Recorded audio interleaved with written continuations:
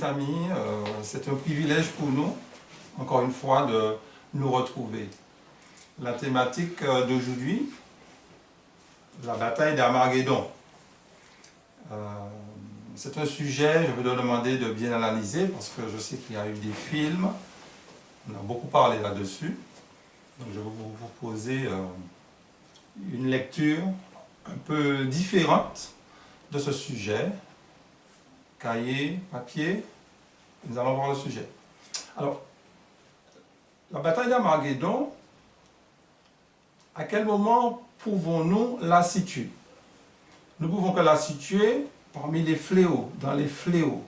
Quand on prend Apocalypse chapitre 16, un seul endroit dans la Bible où on parle d'Armageddon, c'est Apocalypse chapitre 16. Apocalypse chapitre 16 parle des fléaux. Et n'oublions pas que les fléaux font partie du jugement de Dieu. Les fléaux vont frapper que des vivants. Les fléaux ne vont pas frapper ceux qui sont ressuscités. Les fléaux vont frapper. Qui sont ces personnes que les fléaux seront appelés à frapper? Apocalypse chapitre 18, le verset 4. Et j'ai entendu du ciel une autre voix qui disait: sortez du milieu d'elle, mon peuple, afin que vous ne participiez point à ses péchés et que vous n'ayez point part à ses fléaux. Donc il y a un appel qui est adressé aux enfants de Dieu, et après cela, qu'est-ce qu'on verra? Les fléaux vont frapper la terre.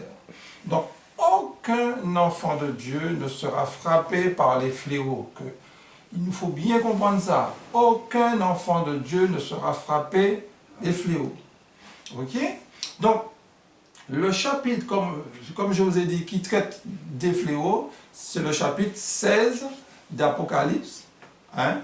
Le verset, non pas seulement les fléaux, mais en particulier la thématique d'aujourd'hui, puisque la thématique d'aujourd'hui, on ne va pas traiter des fléaux, n'est-ce pas? Mais on va parler de la sixième, la sixième plaie, le sixième fléau, qui se trouve à partir du verset 12. Alors, que les choses soient claires. Quand le verset 12 s'accomplira, du moins quand le premier fléau va frapper la terre, il faudra en déduire que le temps de grâce sera terminé. Puisque rappelons-nous, nous venons de lire Apocalypse chapitre 18, le verset 4. Donc il y a un appel qui est adressé aux enfants de Dieu pour sortir de Babylone. Une fois que tous les enfants de Dieu seront sortis de Babylone, là le temps de grâce sera terminé et les fléaux vont frapper. Alors cette introduction-là, j'insiste là-dessus parce que quand on va vraiment décliner vraiment Armageddon pour qu'il n'y ait pas d'ambiguïté là-dessus. Okay? Donc, j'insiste encore, dans Apocalypse le chapitre 14, n'est-ce pas? Dans Apocalypse le chapitre 14, on nous parle de 3 anges. Alors pourquoi je remonte au chapitre 14? Parce que Apocalypse chapitre 15, qui traite des fléaux, qui parle des fléaux, Apocalypse 15, Apocalypse 16, qui parle des fléaux, le premier verset d'Apocalypse 15 commence par puis. On peut remplacer puis par après cela. Après quoi? Alors, nous remontons au chapitre 14, n'est-ce pas? Du verset 6 à 13, on nous parle de 3 anges. Alors, je résume parce que, et je vais détailler s'il le faut un peu plus tard. 3 anges. À partir du verset 6 jusqu'au verset 13, je répète, on parle de 3 anges. Et après cela, à partir du verset 14 jusqu'au verset 20, vous allez noter que l'on traite de la moisson. Et vous verrez qu'il y a 2 moissons. Lisez très attentivement et vous verrez ça. Il y a une qui sera faite par le Fils de l'homme, donc c'est la première moisson. Il y a une seconde qui sera faite par un ange. Donc, Apocalypse chapitre 5, Apocalypse chapitre 14 est très, comment on dit ça, est très explicite. Dans un mot au petit troupeau, la page 9 et 10, non, la page 10 et 11, excusez-moi, j'ai tellement portable. Donc je disais un mot petit troupeau, la page 10 et 11. Alors, ce livre-là fut écrit entre autres par James White et Ellen White. Hein. Alors c'est un livre que l'on ne trouve pas dans le milieu français à ma connaissance, mais c'est un livre que l'on trouve dans les pays anglais, en particulier aux États-Unis. Ça ne coûte pas cher. Un petit fascicule, ça ne coûte même pas 2 dollars. Même pas 2 dollars. Alors je vais vous lire un extrait, la page 10 et 11. Toutes les classes croyantes du second avènement sont d'accord que l'ange qui est présent dans le 6e et 7e verset de ce chapitre représente le message de l'avènement pour l'Église et le monde. Si cela est vrai, alors les 5 anges présents dans ce chapitre représentent, notez, 5 messages distincts avant l'avènement où nous sommes laissés sans règle pour interpréter ce chapitre. Donc, Apocalypse chapitre 14 ne nous parle pas seulement que 3 anges, mais nous parle de 5 messages. 5 messages qui ont une relation avec les 3 anges. C'est vrai, quand le jour opportun nous allons parler de ce chapitre, ce n'est pas l'objet de l'étude. On va essayer d'identifier les 5 messages, sans pour cela insister dessus. Le verset 14 d'Apocalypse 7, voilà le premier. Il disait d'une voix forte, craignez Dieu et donnez-lui gloire, car l'heure de son jugement est venue, et adorez celui qui a fait le ciel et la terre, et la mer, et les sources d'eau. C'est le premier message. Notez, il disait d'une voix forte. Ok? D'une voix forte. Après, donc c'est le premier. Le second, verset 8, et un second ange, suivi en disant, elle est tombée, Babylone Lagone, qui a abreuvé toutes les nations du vin de la fureur de son impudicité. Donc, second message, avec une voix forte, disant, etc. Verset 9. Et un troisième ange, les suivit en disant, d'une voix forte, si quelqu'un adore la bête et son image, et reçoit une marque sous son front ou sous sa main, etc. Donc, c'est ce chapitre que vous connaissez. Donc, les 3 anges parlent. Donc, ils ont un message adressé aux habitants de la terre. Regardons maintenant Apocalypse 14. On verra le verset 5. Et un autre ange, suivi du temple, cria d'une voix forte à celui qui était assis sur la nuée, lance ta fossile et moissonne, car l'heure de moissonner est venue, car la moisson de la terre est mûre. Donc notez, il est dit, il y a un ange qui sort du temple et qui crie d'une voix forte et qui va s'adresser à Christ, qui va dire maintenant le moment est venu où tu peux moissonner. Alors ça c'est une étude sur la moisson, mais on va pas, je peux trop insister dessus. Nous avons quand même fait une étude sur la moisson, je vous demande de regarder, mais je ne pense pas que j'ai fait la relation avec Apocalypse 14, mais notez que dans la moisson il y a toujours 2 fruits, il y a 3 rites, mais 2 fruits. Prenez la fête de la moisson, vous verrez, il y a les prémices et les seconds fruits. Donc, nous avons au verset 15 une voix forte. Donc, nous avons un 4e message. On est d'accord? Et après, on a au verset 18, et un autre ange qui avait autorité sur le feu sortit de l'autel et s'adressa d'une voix forte à celui qui avait la fossile tranchante, disant, lance ta fossile tranchante et vendange les grappes de la vigne de la terre, car les raisins de la terre sont mûrs. Notez avec moi, l'inspiration nous parle de voix forte. Je sais, on a coutume, quand on aborde le verset 14 d'Apocalypse 14, de parler du retour de Jésus. Je respecte ça, il n'y a pas de souci. Mais regardez les détails qui sont donnés. Ce n'est pas chaque fois que nous voyons Jésus sur les nuées des cieux, il faut conclure que c'est le retour de Jésus. Okay? Nous avons l'exemple d'ailleurs de Daniel 7. Nous avons l'exemple d'Ésaïe 66, à partir du verset 15, etc. Donc c'est pour cela qu'il ne faut pas constamment, chaque fois on voit, je répète, Jésus sur les nuées des cieux, conclure que c'est le retour de Jésus. Certes, c'est la personne de Jésus, c'est Jésus qui intervient, mais il a quoi dans la main? Une fossile. Donc il va moissonner. La moisson se fait avant le retour de Jésus, mais je peux trop insister là-dessus.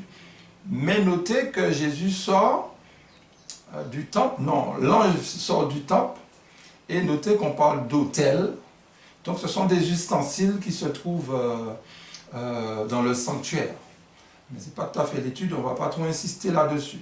Et donc, le verset 15 d'Apocalypse 14, un autre ange sorti du temple cria d'une voix forte à celui qui était assis sur la nuée, lance ta fossile et moissonne, car l'heure de moissonner est venue, car la moisson de la terre est mûre. Là, vous voyez maintenant un cinquième, certes, mais vous voyez aussi une seconde moisson.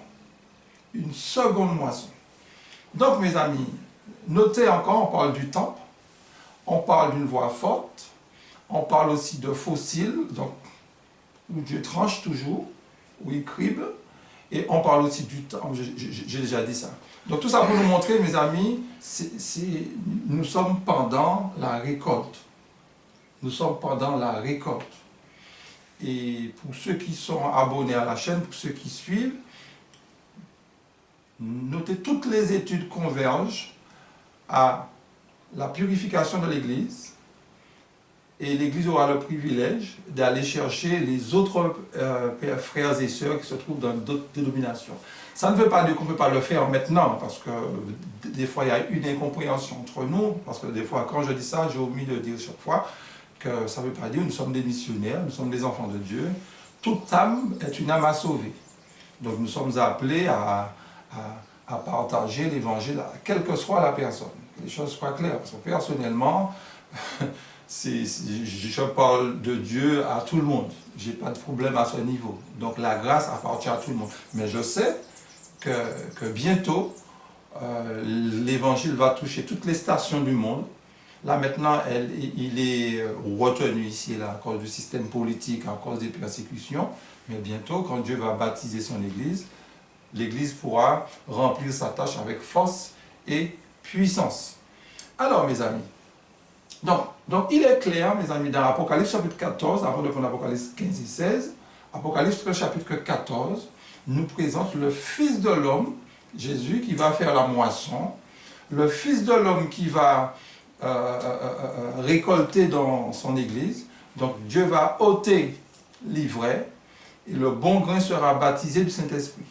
Mais pour ceux qui ont fait l'étude de la moisson, vous verrez que la seconde moisson, c'est le bon grain qui sera ôté de l'ivraie. Parce que quand vous regardez Apocalypse 18, le verset 4 que nous avons lu, notez que ce sont les enfants de Dieu qui vont sortir de Babylone. Mais dans l'Église, pendant qu'il y a la cohabitation entre l'ivraie et le bon grain, c'est l'ivraie qui sera ôté. Mais remarquez que quand les enfants de Dieu sortent de Babylone, notez que c'est le bon qui sort du mauvais, entre guillemets, ok, qui sort de cela. Donc, notez ce détail-là. Là maintenant, nous irons dans Apocalypse chapitre 15, le verset 1 à 3. Regardez les précautions que nous prenons avant d'aborder le sujet. Aborder le sujet et vous verrez pourquoi je l'ai fait. Apocalypse chapitre 15, les 3 premiers versets, il dit ce qui suit. Puis je vis dans le ciel un autre signe, grand et admirable, 7 anges qui tenaient 7 fléaux, les derniers, car par eux s'accomplit la colère de Dieu.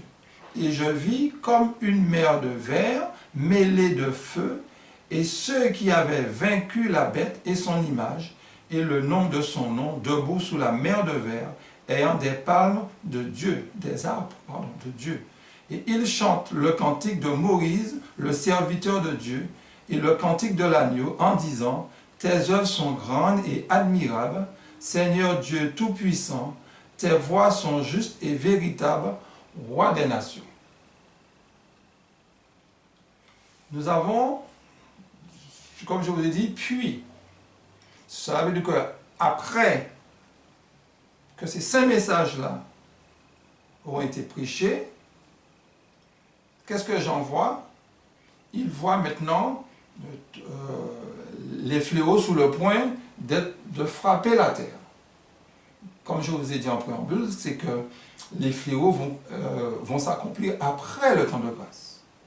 ce n'est pas au moment où Jésus arrive sous les nuées des cieux que le temps de grâce se termine. Le temps de grâce se termine avant que Jésus n'arrive. Quand les fléaux vont frapper la terre, on saura d'une manière concrète que le temps de grâce sera terminé.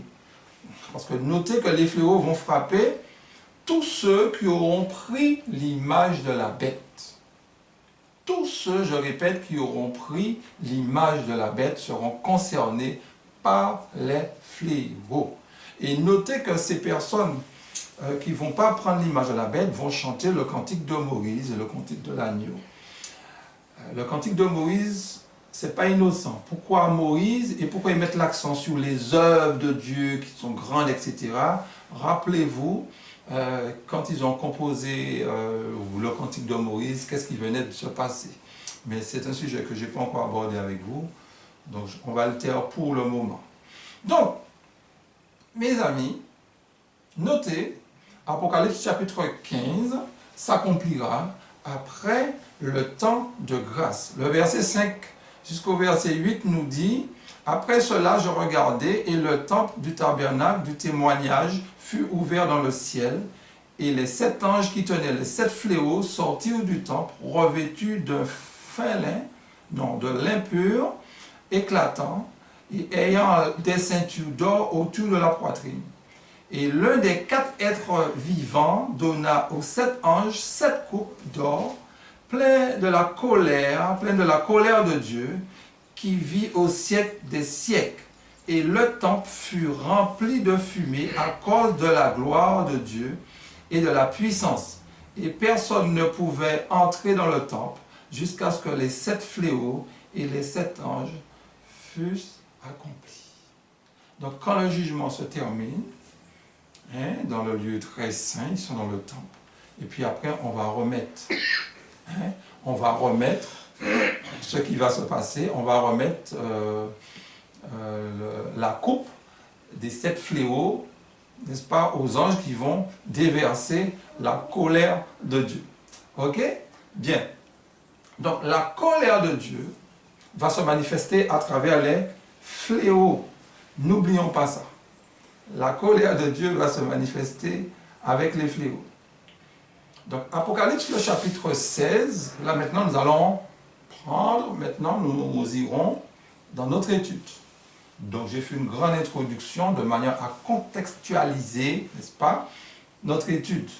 Parce que très souvent, quand on parle de la guerre d'Armageddon, on le met soit après les 1000 ans, j'ai entendu dans le dernier questionnaire, quand on a traité d'Apocalypse, je n'ose même pas dire ce qu'ils ont dit, ce n'est pas une critique, mais vous allez voir ce qu'ils ont dit. J'ai été tenté de comparer, mais bon, je préfère présenter et vous allez vous-même analyser. Parce que vous savez, quand on parle de la parole de Dieu, il ne faut pas non plus...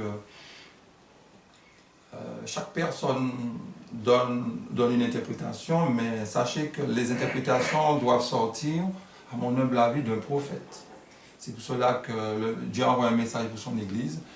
Quelle que soit la consécration d'un ancien, d'un frère, quelqu'un ne peut pas révéler une prophétie comme ça.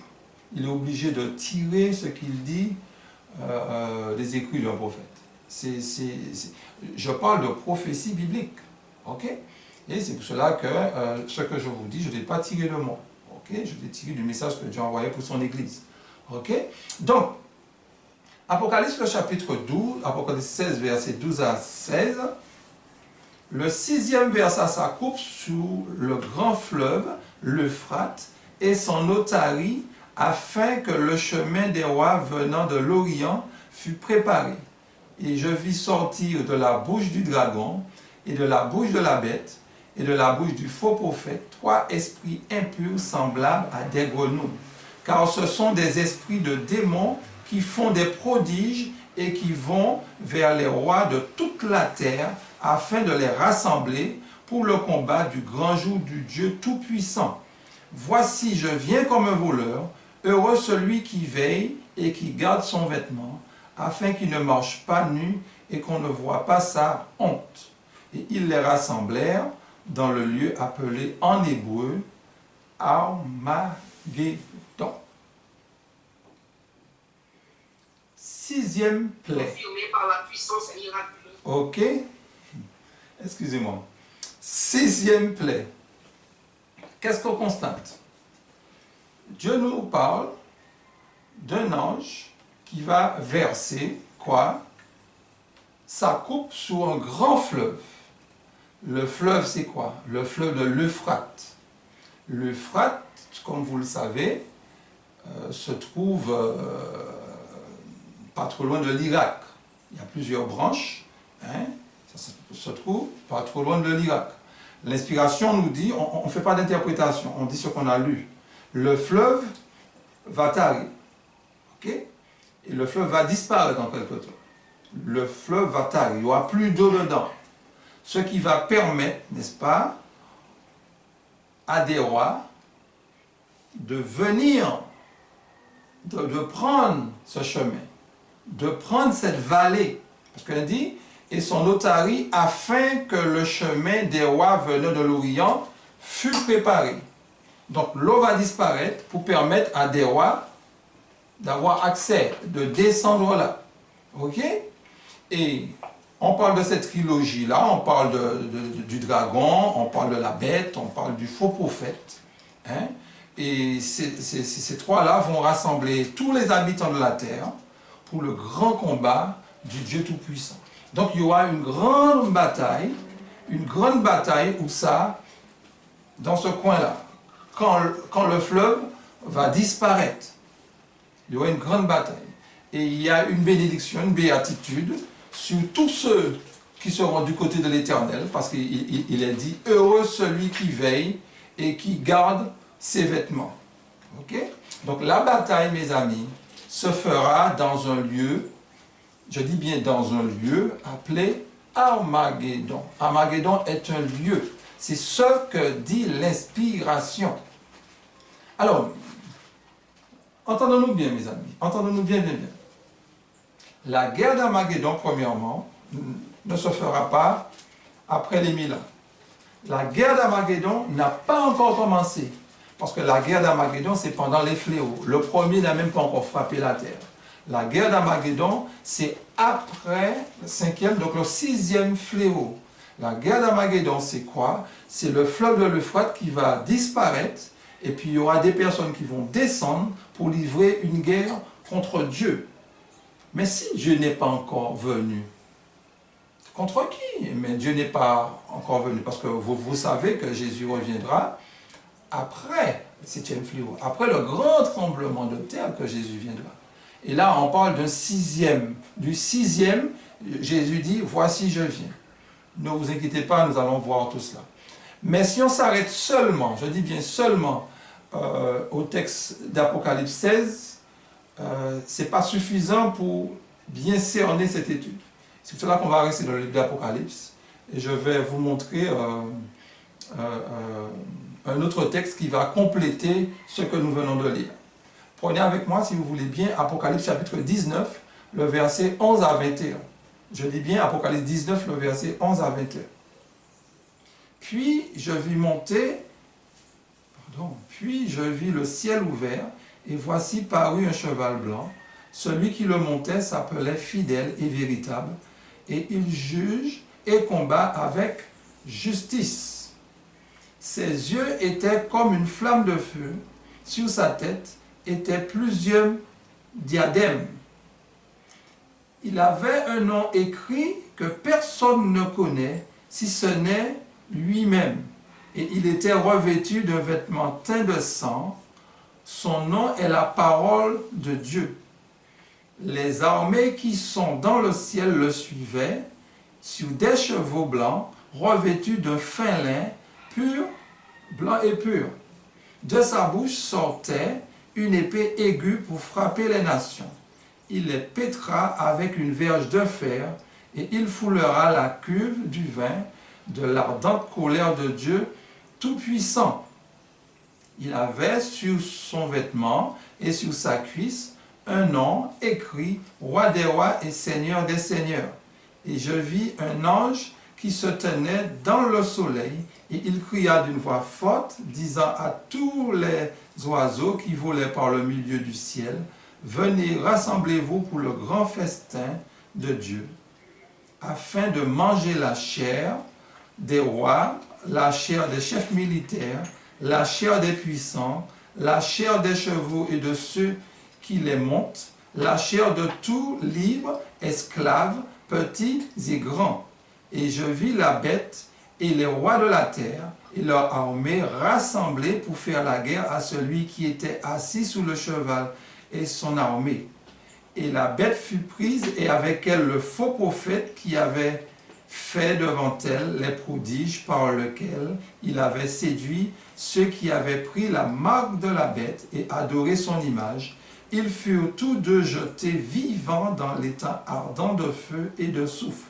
Et les autres furent prises avec elle, et le faux prophète qui avait fait devant elle les prodiges par lesquels elle avait séduit ceux qui avaient pris la marque de la bête et adoré son image, ils furent tous les deux jetés vivants dans l'étang ardent de feu et de soufre, et les autres furent tués par l'épée et qui sortait de la bouche de celui qui était assis sous le cheval, et tous les oiseaux se rassemblèrent, se rassasièrent de leur chair.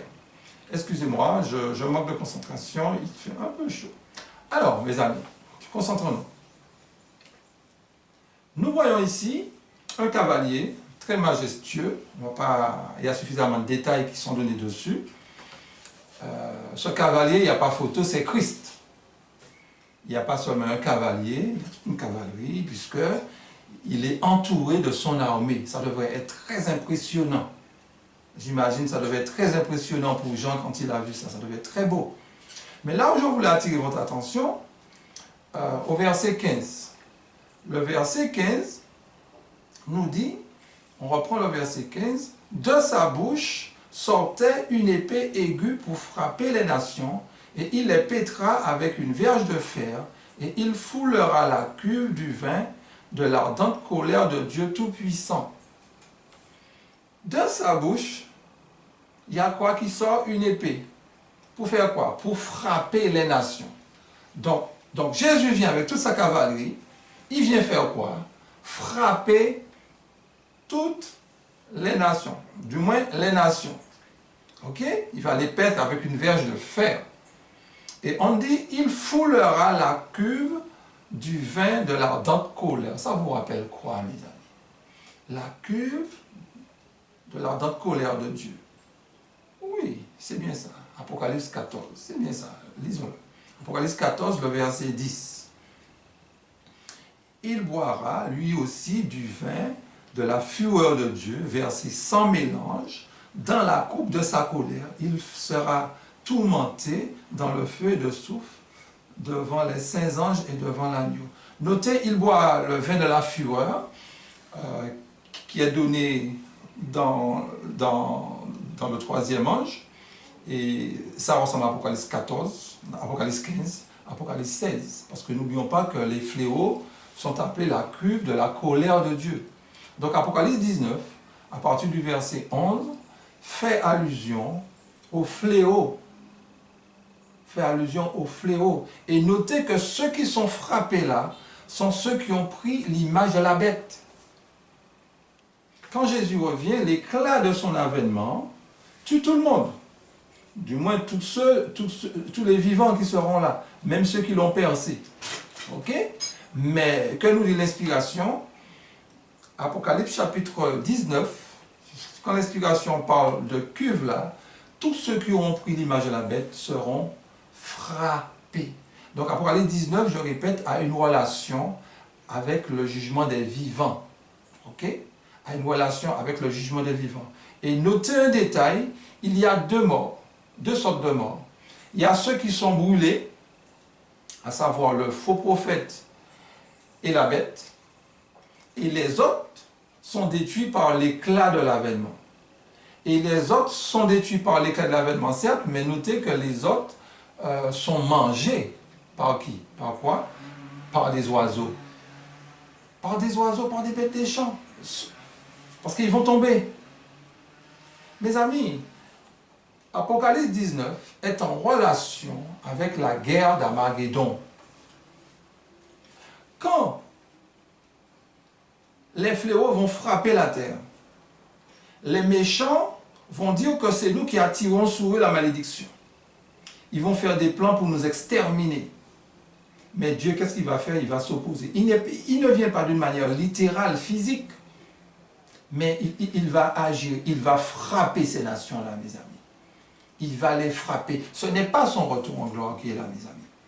Ce n'est pas son retour en gloire.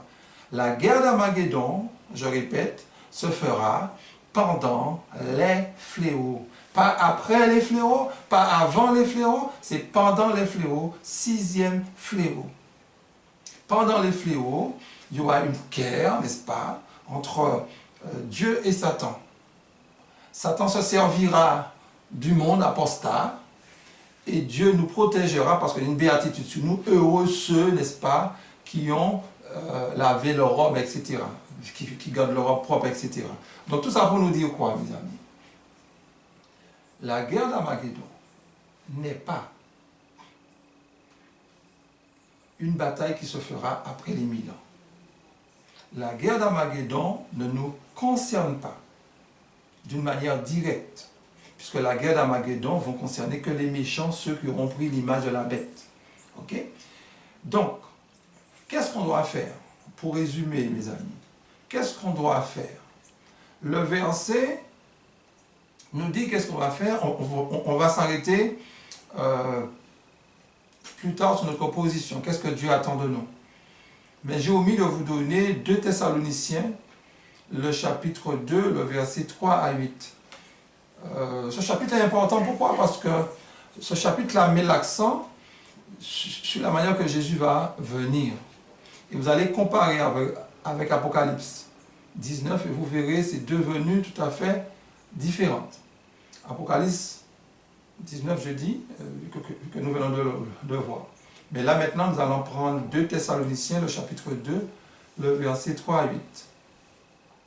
Que personne ne vous séduise d'aucune manière, car il faut que l'apostasie soit arrivée auparavant et qu'on ait vu paraître l'homme du péché, le fils de la perdition, l'adversaire qui s'élève au-dessus de tout ce qu'on appelle Dieu ou de ce qu'on adore, jusqu'à s'asseoir dans le temple de Dieu et se proclamant lui-même Dieu. Ne vous souvenez-vous pas que je vous disais ces choses lorsque j'étais encore chez vous? Et maintenant, vous savez ce qui le retient, afin qu'il ne paraisse qu'en son temps. Car le mystère de l'iniquité agit déjà, il faut seulement que celui qui le retient ait encore disparu. Alors paraîtra l'impie que le Seigneur détruira par le souffle de sa bouche et qu'il anéantira par l'éclat de son avènement. Là, nous avons des Thessaloniciens, certes on parle du retour de Jésus, mais avant le retour de Jésus, on parle du pouvoir papal, n'est-ce pas, qui est appelé le fils de la perdition. Et remarquez qu'au verset 8, il dit « Alors l'impie paraîtra », qui veut dire le pape, que le Seigneur Jésus détruira par le souffle de la destruction.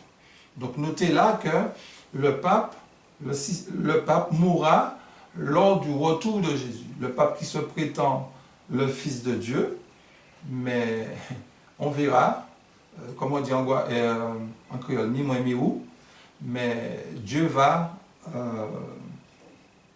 il va exploser sur place, mes amis, face à l'éclat de la majesté de Dieu. Donc notez que quand Jésus vient, l'éclat de son avènement détruit. Il n'y a pas d'animaux qui vont manger des personnes. Tandis que dans l'Apocalypse chapitre 19, il y a des animaux qui vont manger. Vous pensez bien, quand Jésus revient, aucun animal ne va penser à manger.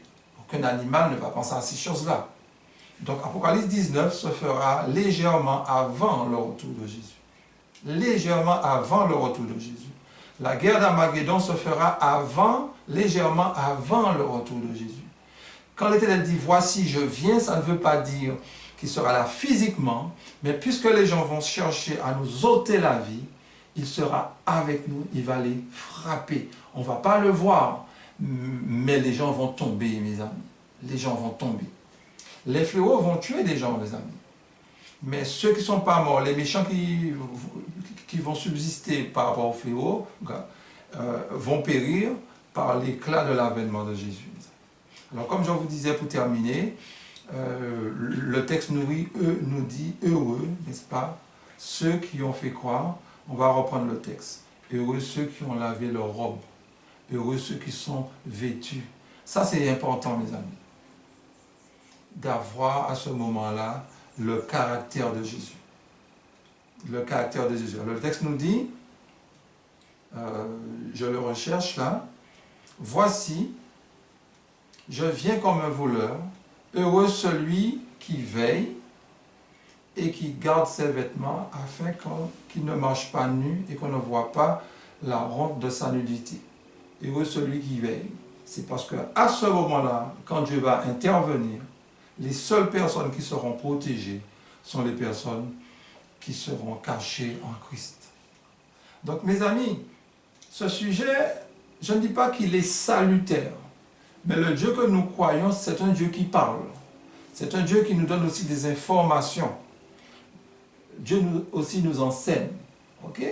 S'il est vrai, on ne va pas faire de ce sujet un sujet de salut, mais c'est un sujet à savoir, quand on parle d'Armageddon, pour savoir où le situer. Parce qu'on entend un peu du n'importe quoi, je le dis en toute humilité, quelle que soit l'explication que vous allez donner d'Armageddon, il n'y a pas de souci, mais mais il faut le mettre dans les fléaux. Ne le mettez pas ni avant, ni après les fléaux, dans les fléaux. Quelle que soit l'explication, même si vous n'êtes pas convaincu par ce que je vous ai dit, mais il faut le mettre dans les fléaux, c'est parce que les fléaux sont, la guerre d'Armageddon, c'est pendant les fléaux. Et notez que le fleuve va tarir. Alors, certains disent que le fleuve est symbolique, fleuve représente peuple, Babylone, etc. Mes amis, dans les fléaux, quand on parle de fleuve, depuis tous les fléaux, quand on parle de fleuve qui deviendra en sang, le premier fléau, hein, quand on parle les sources d'eau qui vont devenir en sang, quand on parle du soleil qui va brûler les hommes, quand on parle d'un ulcère, quand on parle de toutes ces choses-là, si vous voulez symboliser les choses, c'est vous, libre à vous. Mais ça s'accomplira littéralement, mes amis. Alors, la question que je peux répondre volontairement, pourquoi le fleuve va tarir là, à ce moment-là? Pourquoi c'est ce fleuve-là? Pourquoi cette bataille se fera là? Ce qui sous-entend que les enfants de Dieu ne seront pas trop loin de ce coin-là.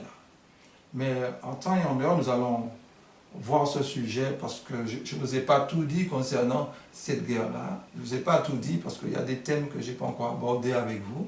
Mais si le fleuve va disparaître là, si les gens vont descendre là, c'est parce que les enfants de Dieu ne seront pas trop loin. Alors quand on parle des rois qui vont venir, le roi là, contrairement à ce que dit le questionnaire qui a traité du livre d'Apocalypse, ça fait quelques années de cela, le roi là, ce n'est pas le retour de Jésus, mes amis. C'est parce qu'on parle on nous dit des rois, on ne dit pas un roi, des rois. Donc ces rois-là vont descendre faire la guerre contre Dieu. Donc ça n'a rien à voir avec Jésus-Christ, mes frères et sœurs. Alors que Dieu nous bénisse.